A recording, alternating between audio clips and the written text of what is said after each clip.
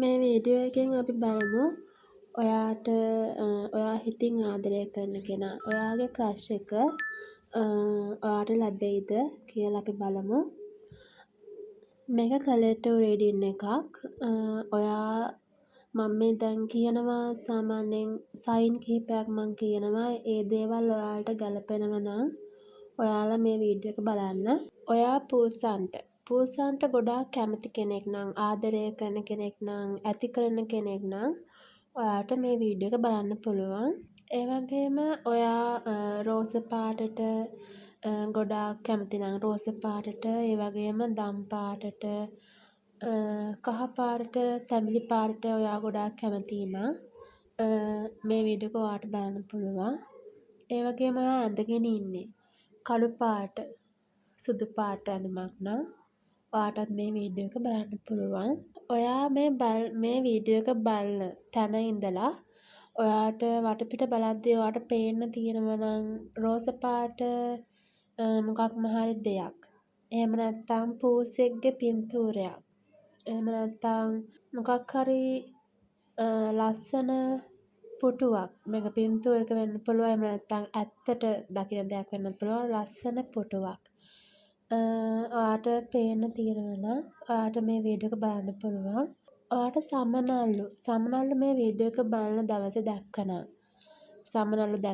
ඔයාටත් මේ වීඩියෝ එක බලන්න පුළුවන්. ඒ වගේම ඔයා මේ වීඩියෝ එක බලන දවසේ පූසෙක් දැක්කනම්, ඒ කියන්නේ ඔයාගේ ගෙදර පූසෙක් නැහැ. හැබැයි පිට කොහේ හරි ඔයා යද්දී එහෙම නැත්නම් අල්ලපු ගෙදරක වෙන්න පුළුවන්. එහෙම නැත්නම් ඔයා මිදුලට ගිය වෙලාවක කොහේ හරි ඇවිදින්න ගිය වෙලාවක පූසෙක් දැක්කනම් ඔයාටත් මේ වීඩියෝ එක බලන්න පුළුවන්. ඒ වගේම ඔයා මේ වීඩියෝ එක බලන දවසේ ඔයා මොකක්ම හරි බර්ත්ඩේ පාටි එකකට ගිහින් ආවනම්, එහෙම නැත්නම් මේ බලන දවසේ ඇතුළත ඔයා මොකක් හරි එහෙම බර්ත්ඩේ පාටි එකට මොනවා හරි ඩෙකොරේෂන් වගේක් ඔයා දැක්කනම්, ෆෝන් එකෙන් හරි පින්තූරකින් හරි ඔයා දැක්කනම් ඔයාට මේ වීඩියෝ එක බලන්න පුළුවන්. ඒ වගේම ඔයා මේ වීඩියෝ එක බලන දවසේ ඔයා දොඩම් එහෙම නැත්නම් ලෙමන්, නාරං වගේ මොනවා හරි පළතුරක් කෑවනම්, එහෙම නැත්නම් ජූස් එකක් බිව්වනම් ඔයාටත් මේ වීඩියෝ එක බලන්න පුළුවන්. ඔයාගේ මූණේ බර්ත් මාක් තියෙනවා නම් ඔයාටත් පුළුවන් මේ වීඩියෝ එක බලන්න.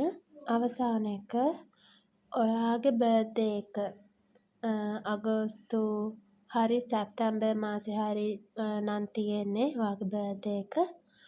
ඔයාට මේ වීඩියෝ එක බලන්න පුළුවන්. ඒ වගේම ඔයාගේ බර්ත්ඩේ තියෙන දිනේ 8 හරි 9 හරි නම් ඒත් ඔයාට මේ වීඩියෝ එක බලන්න පුළුවන්. ඔයාගේ ක්‍රෂ් එක ඇත්තටම ඔයා එයාට ගොඩාක් ආදරය කරනවා. ඔයා එයාට පිස්සෙන් වගේ ආදරය කරනවා ඇති. හැබැයි ඔයා ගොඩාක් මේ ගැන වද වෙනවා. ඒ කියන්නේ එයා ලැබෙයිද නැද්ද කියලා ඔයා ගොඩාක් දුක් වෙනවා.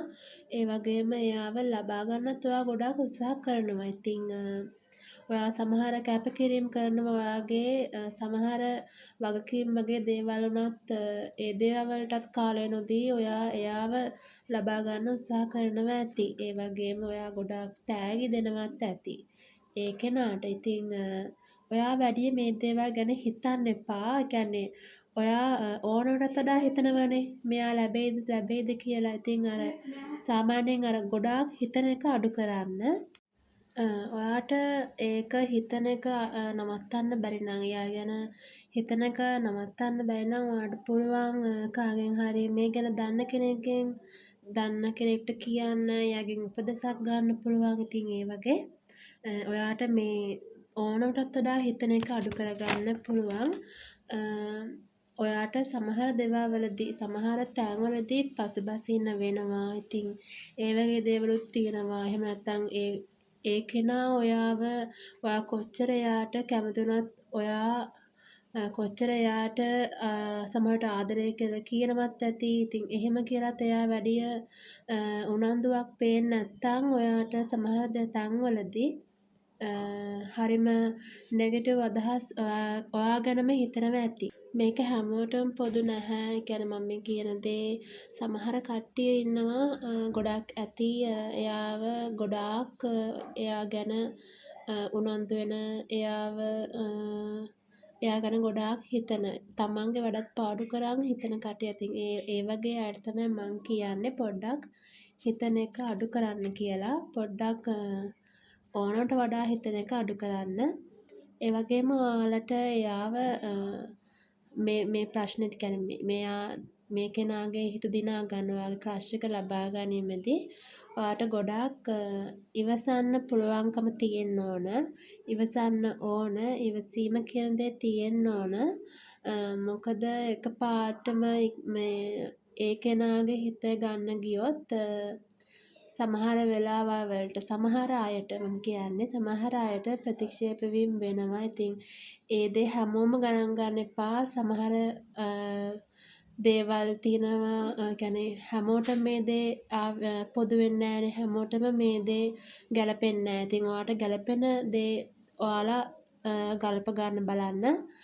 ඉතින් ඔයාලා පුළුවන් තරම් ඉවසීමෙන් ඉන්න ඕන. එයාගෙන් කැමැත්ත ලැබෙනකන් ඔයාට අනිවාර්යෙන්ම ඔයාලට එයාව ලැබෙනවා ක්‍රෂ් එක ලැබෙනවා. හැබැයි පොඩ්ඩක් ඉවසීමෙන් ඉන්න පුරුදු වෙන්න. ඉවසීමෙන් ඉන්න.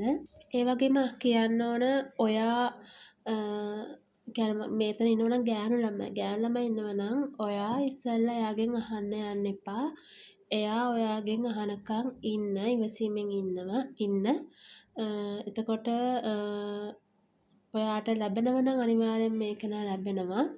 මොකද ඔයාලට අනිවාර්යෙන්ම ලැබෙනවා කියලා පේනනවා. ඉවසීමෙන් ඉන්න පුරුදු වෙන්න. මං කියන්නේ ගෑනු ළමයින්ට.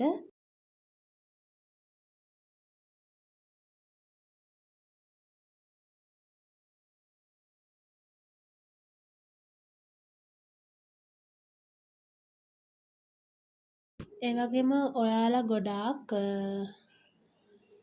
අතාරින්න කැමති නැහැ. ඒ කෙනාව අතහරින්න කැමති නැහැ.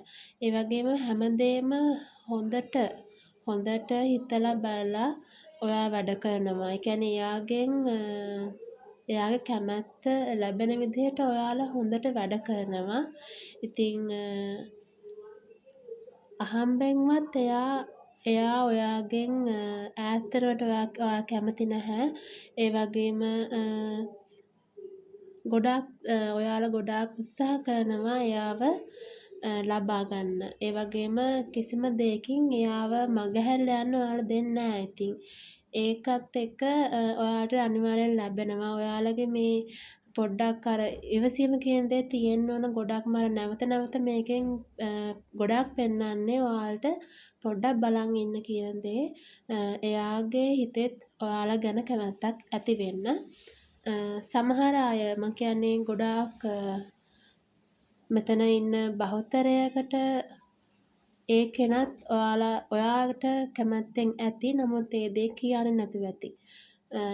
ඒ වගේම සමහර කට්ටියන්ගේ ක්‍රෂ් එක එයාලගේ හිතේ තමන් ගැන ආදරයක් ඇති කරන්න උත්සාහ කරනවා. ඉතින් ඒකත් එක්ක ඔය දෙගොල්ලන්ටම කියන්න තියෙන්නේ පොඩ්ඩක් බලාගෙන ඉන්න. ඒ වගේම ඉවසීමෙන් ඉන්න. අනිවාර්යෙන්ම ඔයාලගේ ආදරේ ක්‍රෂ් එක ඔයාලට ලැබෙනවා. ගෑනු ළමයට ගොඩක් කියන්නේ බලාගෙන ඉන්න කියලා. ඔයාලා කැමැත්ත ප්‍රකාශ කරන්න යන්න එපා. එයා කියනකම් ඉන්න.